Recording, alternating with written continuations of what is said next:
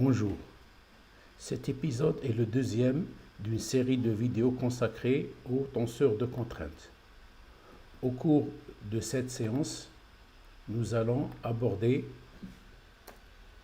ce qui suit. Dans un premier temps, on va définir les invariants du tenseur de contraintes.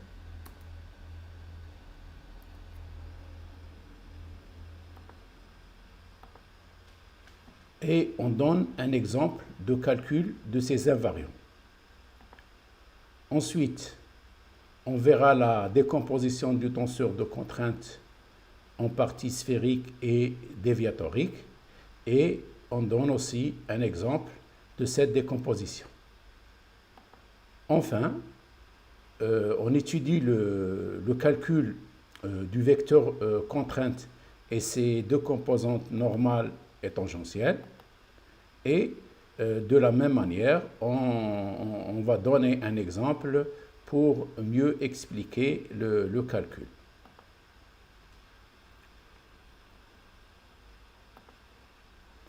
Donc tout d'abord, on commence par expliquer les invariants du tenseur de contrainte. On considère un milieu continu, ce milieu-là, et on va, ce milieu continu, on va considérer un point M appartenant à ce milieu, et soit une base orthonormée E1, E2, E3.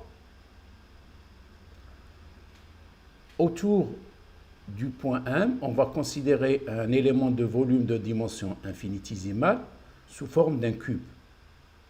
Comme on l'a vu lors de la séance précédente, chacune des trois facettes qui sont perpendiculaires 2 à 2 a pour normale les vecteurs unitaires de la base. Sur chaque face agit un vecteur contrainte et comme on l'a expliqué déjà, donc ce système de trois vecteurs peut définir un tenseur qu'on a appelé le tenseur de contrainte. Ce tenseur de contrainte, il est défini en un point, par exemple le point 1, et par rapport à une base orthonormée E1, E2, E3. Le tenseur de contrainte est représenté par une matrice de taille 3, 3 lignes, 3 colonnes.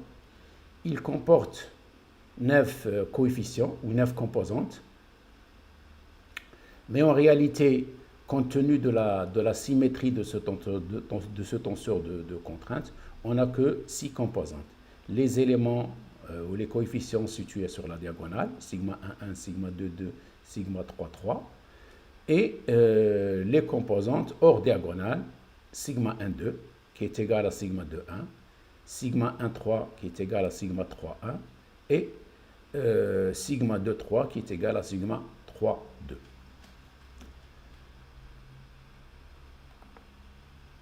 Voyons maintenant si on change de base. Si on change de base, c'est-à-dire au lieu de prendre la base E1, E2, on va orienter notre base différemment.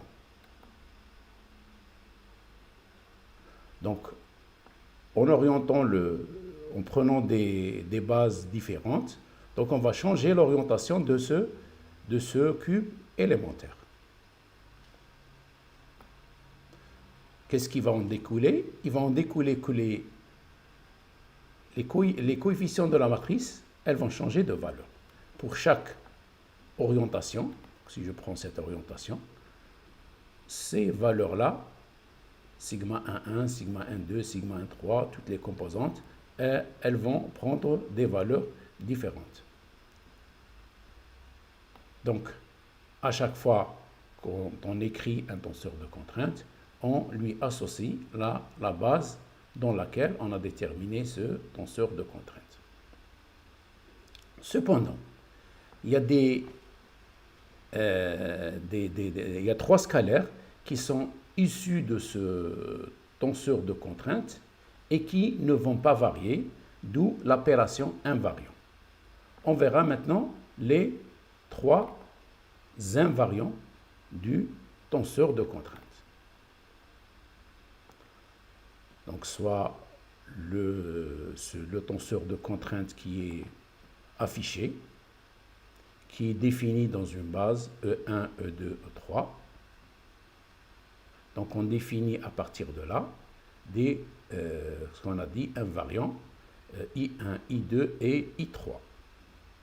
Le premier invariant, c'est l'invariant I1. L'invariant I1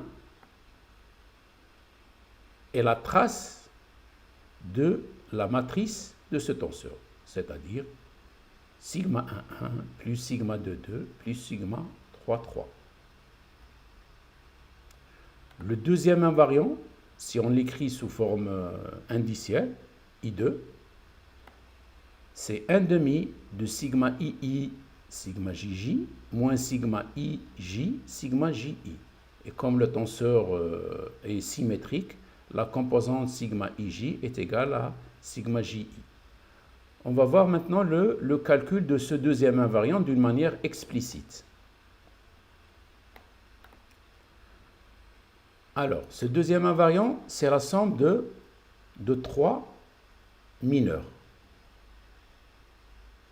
Chacun des mineurs correspond à une position donnée, un coefficient de la matrice. C'est-à-dire, M11, c'est le mineur associé à sigma 1,1.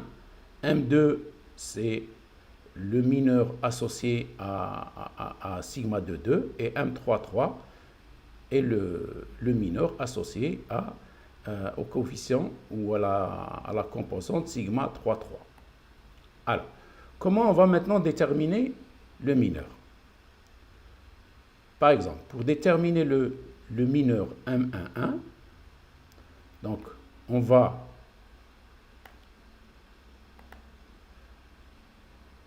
effacer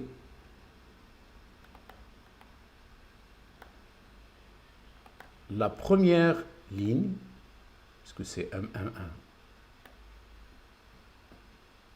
On va prendre une autre couleur. On va effacer la première ligne, la première colonne. On obtient une matrice réduite, donc une matrice de taille de 2, et on détermine on calcule le déterminant de cette matrice réduite. Qu'est-ce qui va nous rester?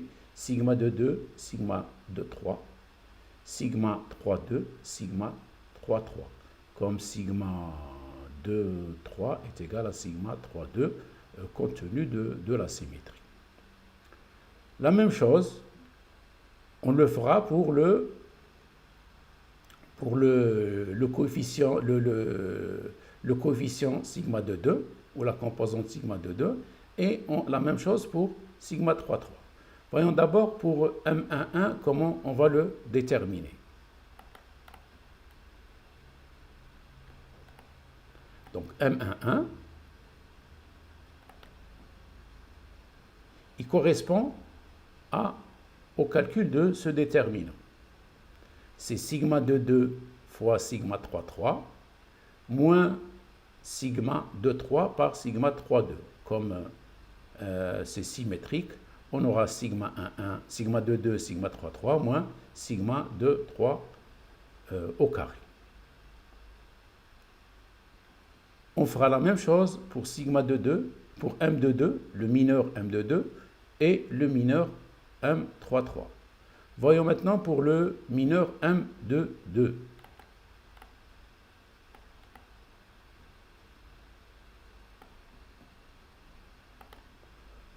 On va effacer ce qu'on a fait tout à l'heure.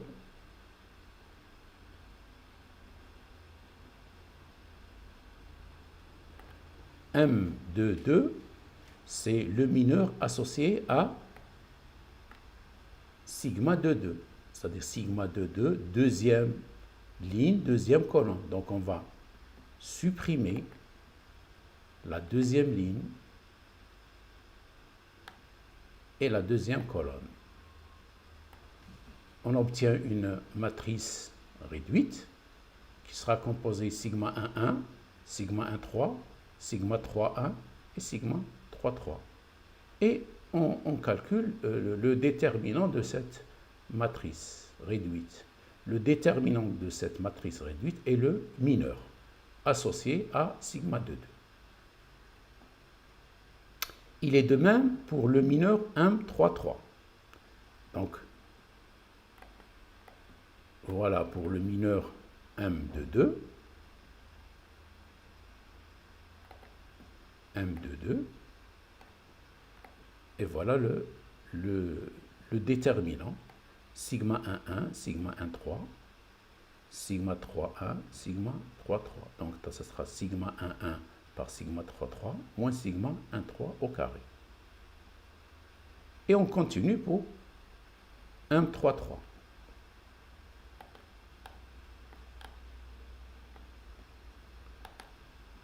On va effacer.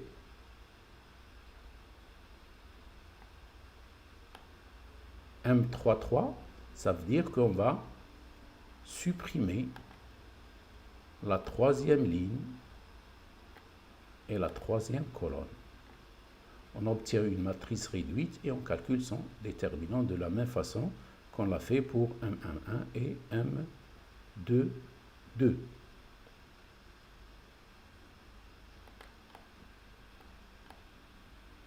Voilà. Donc, le deuxième invariant, c'est la somme de 3 mineurs. On peut dire aussi, le deuxième invariant est égal à trace de la matrice adjointe.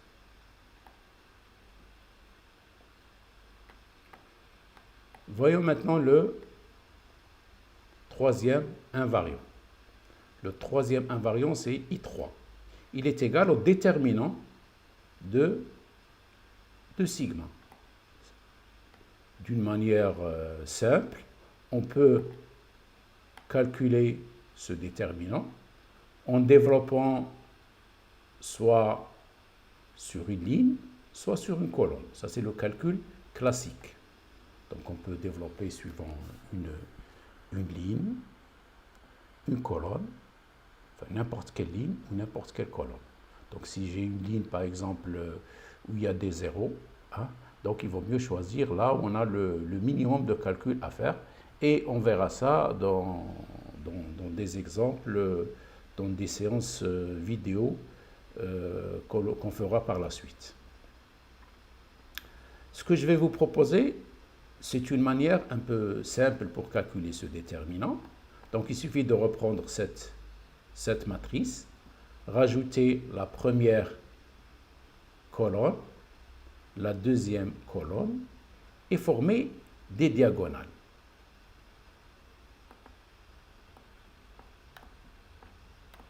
Voilà. Donc, on prend la matrice et on rajoute deux colonnes, la première et la deuxième. Ensuite, on va former des diagonales. La première diagonale, la deuxième diagonale et la troisième diagonale. Donc, c'est des diagonales qui sont parallèles. On fait le produit des composantes de ces diagonales. Donc, on fait le produit, par exemple, sigma 1,1 par sigma 2,2 par sigma 3,3, auquel on rajoute le produit des composantes de la deuxième diagonale. Sigma 1,2 par sigma 2,3 par sigma 3,1. On rajoute aussi le produit des composantes de la troisième diagonale. Sigma 1,3 par sigma 2,1 par sigma 3,2. Donc, on va sommer le produit de ces diagonales. Donc, la somme de ces trois produits, on va soustraire un produit de trois autres diagonales. Cette diagonale, cette diagonale et cette diagonale. On a vu les diagonales, on a sommé. Ensuite, moins, on va développer. La première, sigma 1,3 par sigma 2,2 par sigma 3,1, avec le signe moins. La deuxième, sigma 1, 1, sigma 2, 3, sigma 3, 2. Troisième, sigma 1, 2, sigma 2, 1 et sigma 3, 3. Donc, on soustrait cette somme. Donc, voilà, compte tenu de la symétrie. Donc, sigma 1, 3, 3, 1, ici. Ici, j'ai sigma 2, 3, sigma 3, 2. C'est sigma 2, 3 au carré. Et là, on a sigma 1, 2, sigma 2, 1 au carré. Voilà une manière simple de calculer ce déterminant de la... Donc, quelle que soit la base que vous allez choisir, quelle que soit la base dans laquelle on exprime le tenseur de contrainte, le calcul de ces trois invariants sera le même, quelle que soit la base choisie. Donc, pour ce faire, on va traiter un exemple. Un exemple pour mieux assimiler le calcul.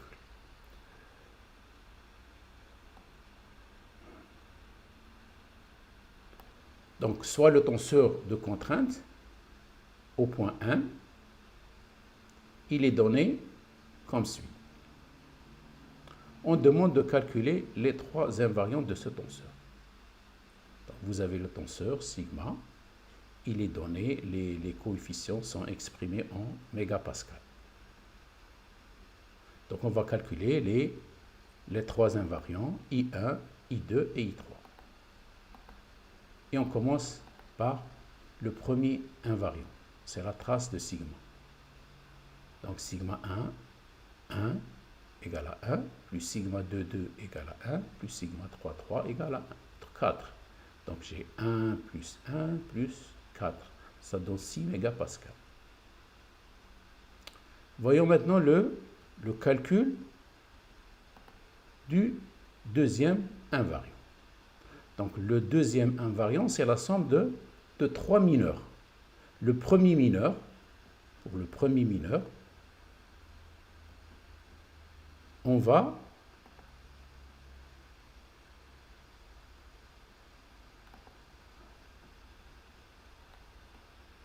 supprimer la première ligne, la première colonne. Qu'est-ce qui va nous rester? Une matrice 1 moins racine de 2, moins racine de 2, 4. Et je calcule ce déterminant. Je ferai la même chose pour le deuxième mineur. Enfin, pour le deuxième mineur, on va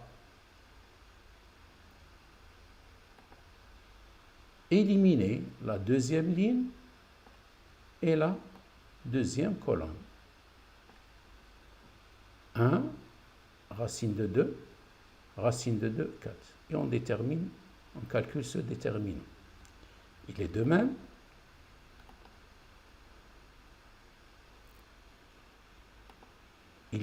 on va faire la même chose pour le troisième mineur. Troisième mineur, on va revenir juste pour expliquer le troisième mineur. On va éliminer la troisième ligne, la troisième colonne, et on détermine le déterminant qui est associé. Ensuite, on va sommer ces trois composantes. On va d'abord effacer. Et on va passer là-dessus. Donc voilà, le premier, j'ai 4 moins 2. 4 moins 2. Le deuxième, 4 moins 2. Le troisième, 1 moins 9. Donc le premier me donne 2, le deuxième donne 2, et le troisième il donne moins 8. On obtient moins 4 mégapascal au carré. Il faut faire attention, mégapascal au carré. Pourquoi? Parce qu'on multiplie une contrainte par une autre contrainte. Donc, comme la contrainte est exprimée en mégapascal, on aura mégapascal au carré.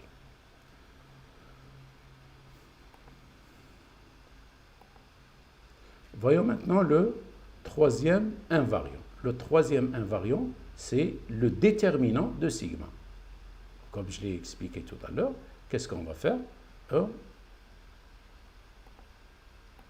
On va faire des produits. Donc, la somme, ce produit, plus ce produit, plus ce produit. Et on va soustraire ce produit et ce produit.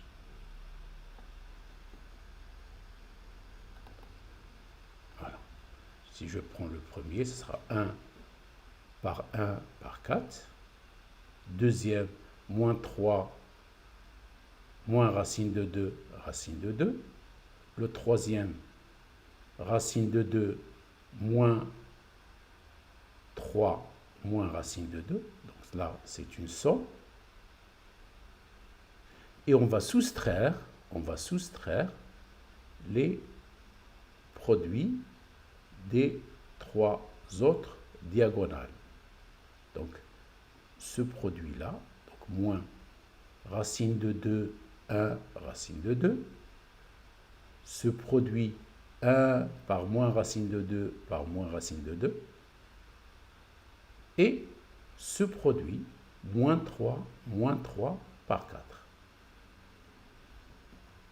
Et ensuite, il suffit maintenant de sommer.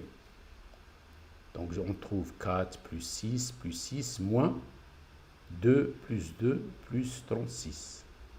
On retrouve 16 moins 40 qui donne une valeur de moins 24 mégapascal à la puissance 3. Pourquoi à la puissance 3? Parce qu'elle va multiplier une composante par une autre composante par une autre composante. Donc, comme une composante, c'est mégapascal, donc on aura des mégapascal à la puissance 3.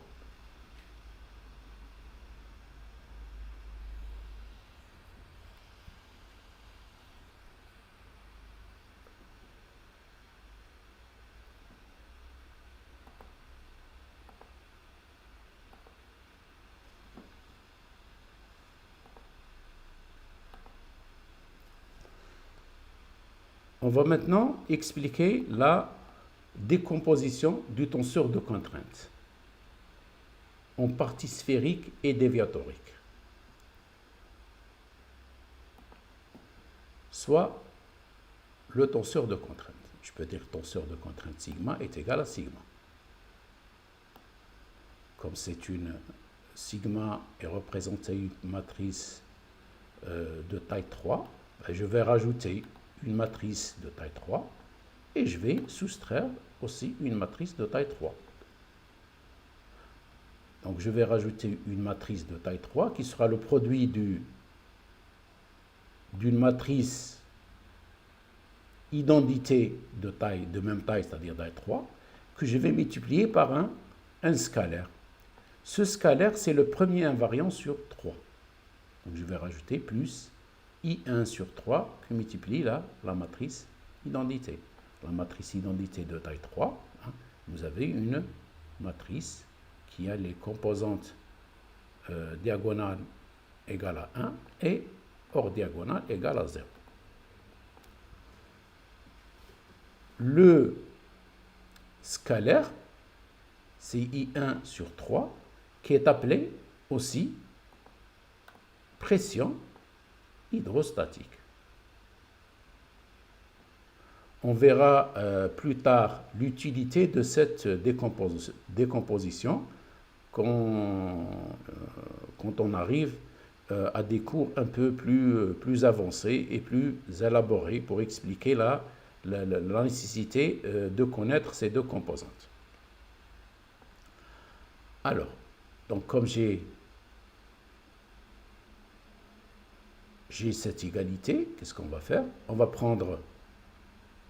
considérer plutôt cette composante. Je vais lui soustraire cette composante. Ça va me donner un tenseur qu'on appelle déviateur de contrainte. Et vous avez l'autre composante qui est la matrice identité que multiplie un scalaire I1 sur 3 qui va me donner la deuxième partie du tenseur de contrainte qu'on appelle tenseur sphérique.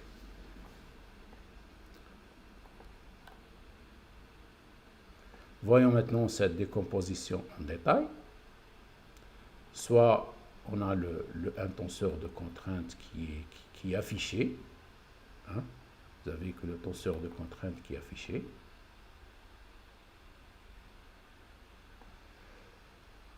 On va calculer tout d'abord la pression hydrostatique. Il suffit de sommer les composantes de la diagonale, c'est-à-dire le premier invariant IA divisé par 3. Ce scalaire, on l'appelle S. Donc dans la partie sphérique, on n'a que les composantes qui sont situées sur la diagonale et dont la valeur est égale à la pression hydrostatique. S, S, S. Les composantes hors diagonale sont nulles. Ça, c'est la partie sphérique du tenseur de contrainte. La partie déviatorique. Pour la partie déviatorique, par rapport au tenseur de contrainte, les composantes hors diagonale, sigma 1,1, sigma 2,2, sigma 2,3, ne changent pas. Il est de même, puisque cela va de soi que les autres composantes ne changent pas. Ils gardent les mêmes valeurs que le tenseur sigma. Qu'est-ce qui va changer? Les composantes qui sont situées sur la diagonale, ou les coefficients de la diagonale. Le premier coefficient sera sigma 1,1, on soustrait S. Deuxième, sigma 2,2, on soustrait S. Et sigma 3,3, on soustrait aussi S. Voilà la décomposition. Donc on a décomposé le tenseur de contrainte en deux parties, une partie sphérique et une partie déviatorique. Voyons ça plus clair avec cet exemple. On va traiter cet exemple. Soit le tenseur qui est donné.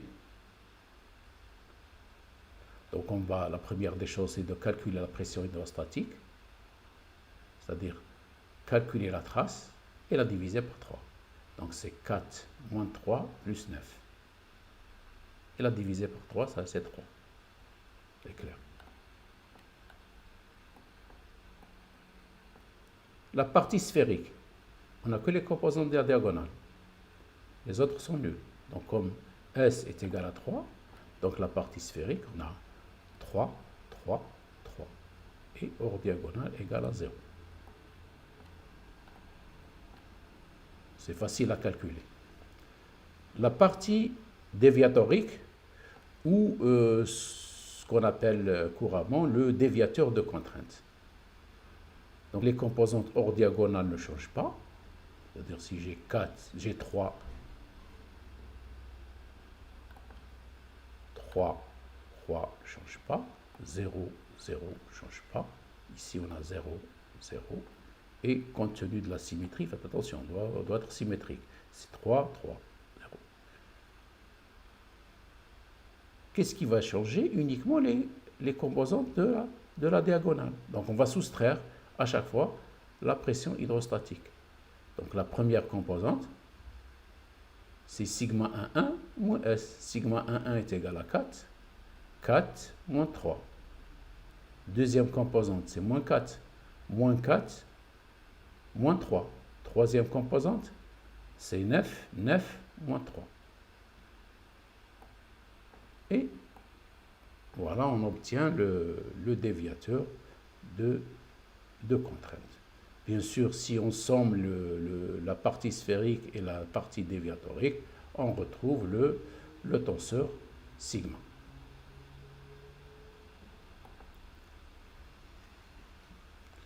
Le troisième point qu'on va étudier, c'est le vecteur contrainte. On a vu que lors de la séance précédente, que le vecteur contrainte, c'est le produit du tenseur de contrainte par la normale. On verra cette fois-ci ces deux composantes qu'on appelle les composantes normales et tangentielles. Mais avant de commencer, je vais donner un aperçu ou un rappel de projection d'un vecteur sur un axe et sur un plan. Soit le vecteur V. Donc on considère un vecteur V. Et soit un plan pi. Ce plan pi est de normale n. Donc n, on l'exprime par rapport à une base donnée, donc le vecteur normal, ou la rapport composante n1, n2, n3, par rapport à une base donnée. Et on veut projeter ce vecteur V sur le plan pi et sur la droite ou l'axe porté par le vecteur normal n. On aura besoin pour faire la projection sur le plan, on aura besoin d'un pseudo-tenseur qui est défini à partir du vecteur normal unitaire. Donc le vecteur, il faut préciser que c'est une normale unitaire. Un pseudo-tenseur antisymétrique qu'on note par étoile n et on met deux barres au-dessus pour montrer que c'est une matrice. 3 lignes, 3 colonnes. À partir de là, ce tenseur antisymétrique, donc, qui dit tenseur antisymétrique, dit que les composants de la diagonale sont nuls. Donc 0, 0, 0. Par rapport à la diagonale, il y a une antisymétrie des composantes. C'est-à-dire ici j'ai une composante, là c'est ça, son opposé. Là j'ai une composante, son opposé. Là j'ai une composante, son opposé. Donc c'est ça la définition de antisymétrique. Alors comment on va disposer, puisqu'on n'a que les trois composantes du vecteur, comment on va les disposer dans la matrice? N1 va occuper la position troisième ligne, deuxième colonne, N1. Donc, puisque antisymétrique, donc j'aurai moins N1 ici. La composante N2 occupe la position première ligne, troisième colonne. Donc, moins N2 dans la position qui est symétrique par rapport à la diagonale. La composition N3 occupe la position deuxième ligne, première colonne. Voilà, j'ai formé le pseudo-tenseur associé à N. On aura besoin de ce pseudo-tenseur pour faire la projection sur le plan pi.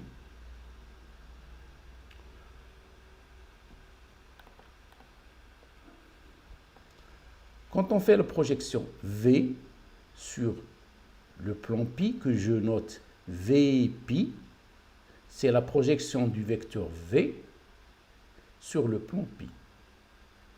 C'est un vecteur. Il est égal à moins étoile n au carré,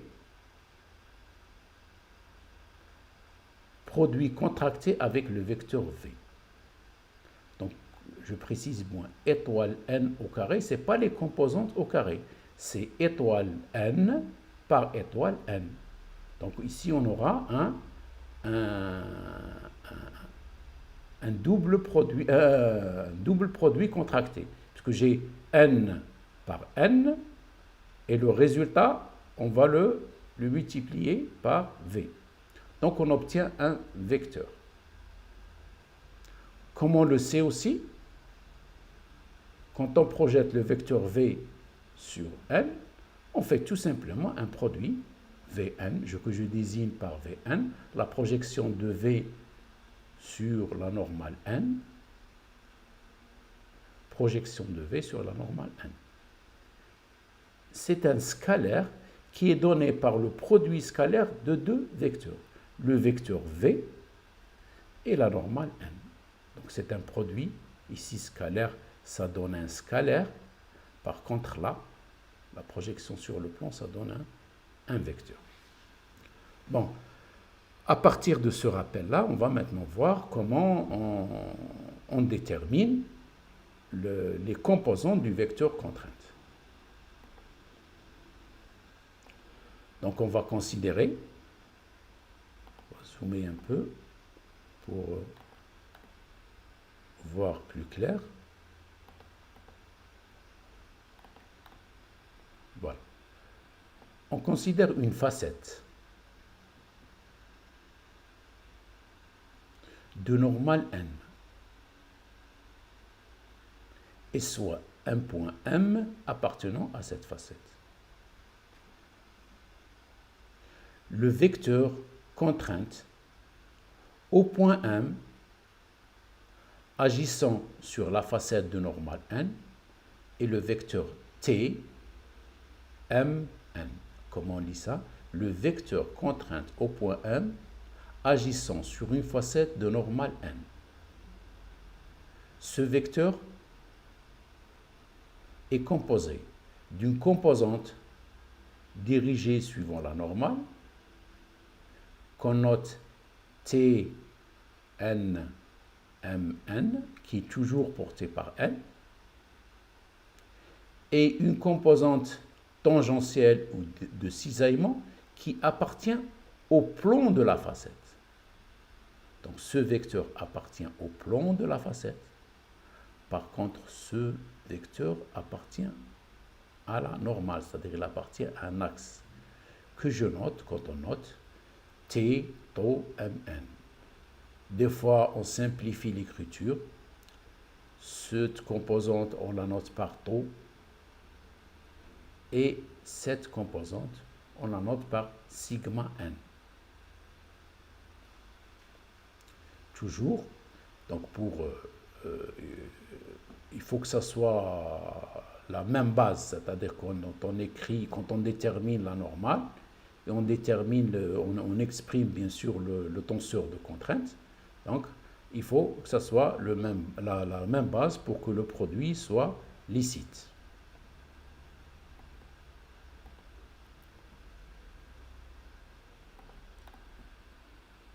Voilà. Donc, le vecteur contrainte, on aura une composante tangentielle et une composante normale.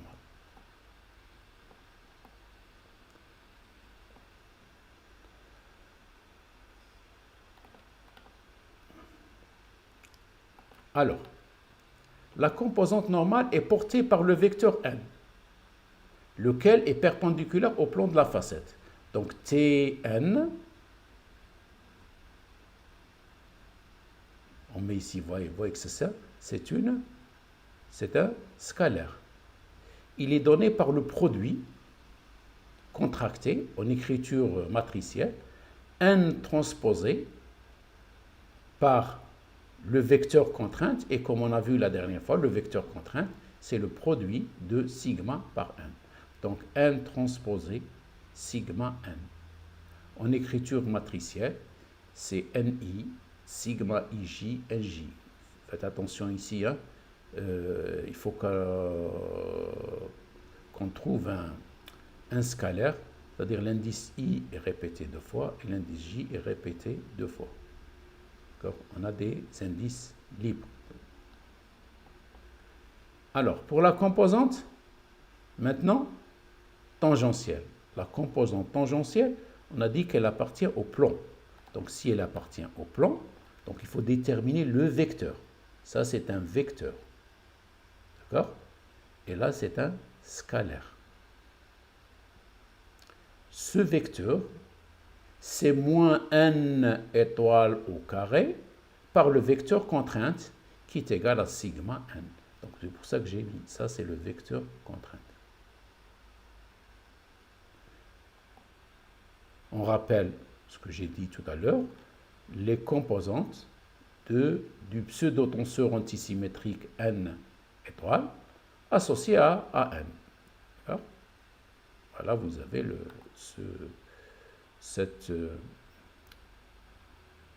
les composantes de ce pseudo-tenseur.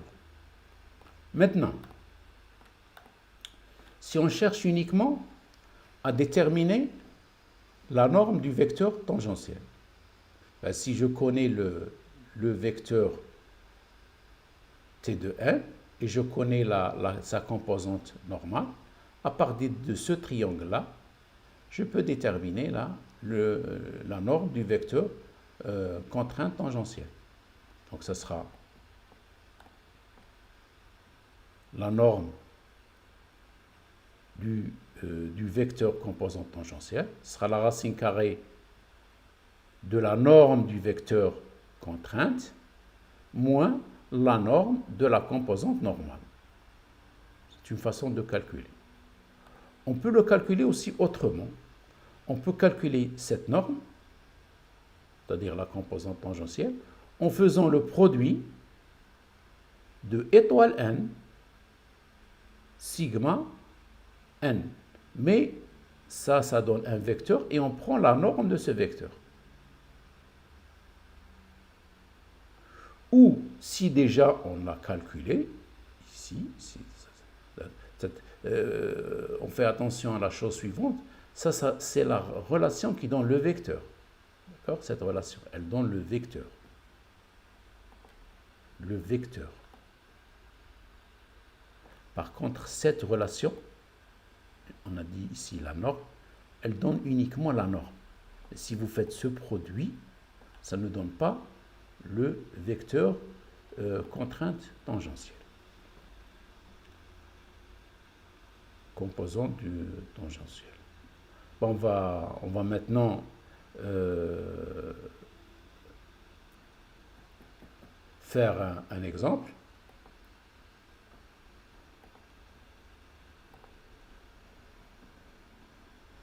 Pour mieux assimiler ce qu'on a vu.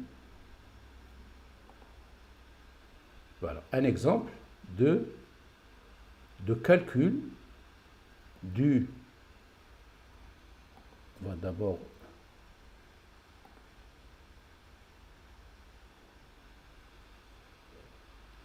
donner l'énoncé. Donc, on a un point M relativement à une base R qui a pour origine M et qui a pour vecteur unitaire X, Y, Z. Le tenseur de contrainte sigma est donné comme suit. Vous avez les composantes de ce tenseur. Bien sûr, par rapport à la base X, Y, Z. Et les composantes ou les coefficients sont donnés en mégapascal. Calculez le vecteur contrainte, T, M, N, agissant sur un plan de normale n. n est donné 1 sur racine 3, 1, 1, 1. Il faut faire toujours attention pour que ce vecteur, il faut qu'il soit unitaire.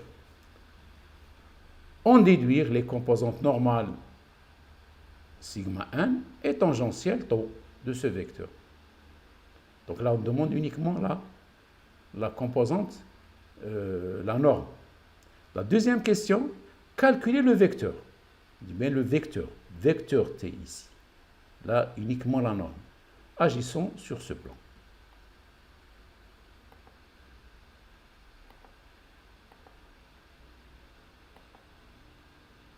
On va d'abord déterminer le vecteur contrainte. Il suffit de faire le produit contracté. Le vecteur contrainte, c'est le produit contracté de sigma par n. Donc sigma par n. Comme j'ai 1 sur racine 3, on va se le factoriser et faire le produit. Première composante, 2 fois 1, plus 0 fois 1, plus 0 fois 1. Ça donne 2. Deuxième composante, 0 fois 1, plus 3 fois 1, plus 4 fois 1. Ça donne 7. Troisième composante, 0 fois 1, 4 fois 1, moins 3 fois 1. Ça donne 1. Donc on a déterminé ce vecteur contrainte. Donc ce vecteur contrainte par rapport à la base, ça sera 1 sur racine 3. Il a 2 composantes sur x. La composante sur y est égale à 7 et la composante suivant z est égale à 1. On va calculer sa norme. Donc ce sera la racine carrée des composantes au carré.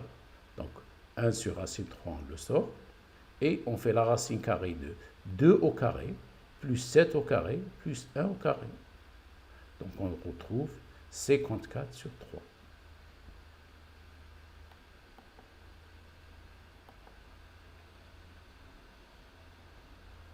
On va calculer maintenant les composantes normales et tangentielles, les normes. D'accord? Alors, la norme de la composante normale, c'est le produit scalaire du vecteur contrainte par n.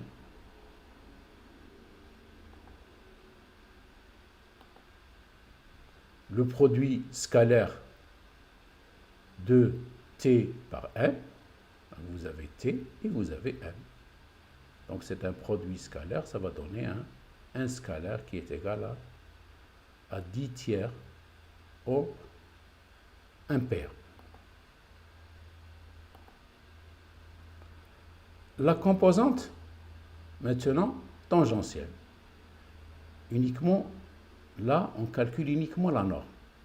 Donc ça sera la racine carrée de la norme du vecteur contrainte au carré, moins la norme de la composante normale au carré. Donc on aura racine carrée de 54 sur 3 moins 100 sur 9. Donc ça va donner une valeur approximative de 2,624 mégapascal. Donc ça c'est la norme. Maintenant on va calculer le vecteur contrainte tangentielle. Précisez bien, vecteur contrainte tangentielle. Agissent au point n, agissons sur une facette de normale n. Donc, on connaît n. Donc, le pseudo-tenseur n étoile, on le détermine. Il est donné par cette matrice. Les coefficients sont déterminés à partir de n.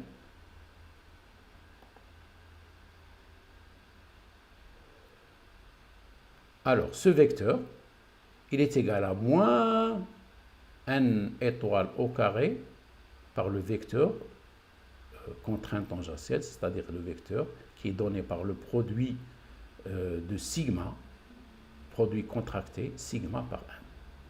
Ça, c'est le vecteur. Et on opère, donc on représente n,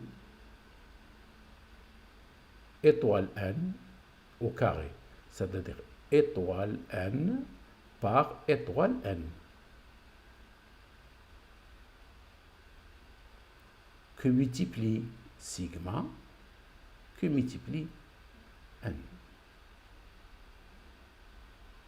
D'accord? Donc vous avez ici contracté, produit contracté une fois, une deuxième fois, une troisième fois. Il est contracté 3 fois. Et vous avez ici des pseudo-tenseurs hors 2, 2, 2. Donc si je veux m'assurer que ça donne un vecteur, qu'est-ce que vous avez? Vous avez ici, l'ordre ici, il est l'ordre de 2, plus 2, plus 2, plus 1. Ça fait 7. 7. Et on a le produit contracté 3 fois. 1, 2, 3. Donc, le produit contracté, il baisse de 2 l'ordre. Donc, comme j'ai 3 fois, ça va faire 3 fois 2, 6. Donc, on aura 7 moins 6, ça donne 1 égal à 1. Donc, ça donne un vecteur. Un tenseur d'ordre 1 est un vecteur. Voilà, bon, on va commencer le produit. Hein. Vous commencez à droite et à gauche. Il faut le faire dans l'ordre. Et on obtient le résultat. Voilà, c'est développé. Donc, je vais aller un peu plus vite. Je vous laisse le temps pour voir les calculs. Si vous voulez refaire ce calcul. Voilà. Et on obtient maintenant le vecteur composant tangentiel. Vous voyez ici, 1 sur racine de 3, 1 sur 3 racine de 3, moins 4, 11, moins 7. C'est-à-dire ce vecteur sera 1 sur racine de 3, moins 4x, plus 11y, moins 7z. Vous voyez, on va calculer la norme. On peut calculer maintenant la norme avec ce résultat. Et on va comparer avec la norme qu'on a trouvée tout à l'heure. Donc, ça sera 1 sur racine 3. On va les composantes racine carrée des composantes au carré. Donc, racine carrée de moins 4 au carré, plus 11 au carré, moins 7 au carré. Donc, on retrouve ce résultat.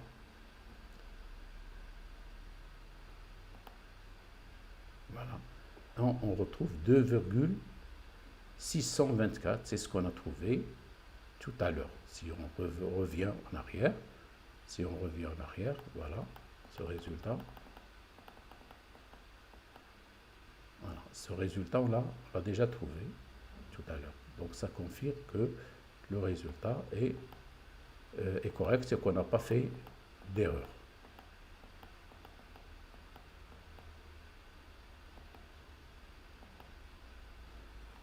Voilà, sur ce se termine cette vidéo.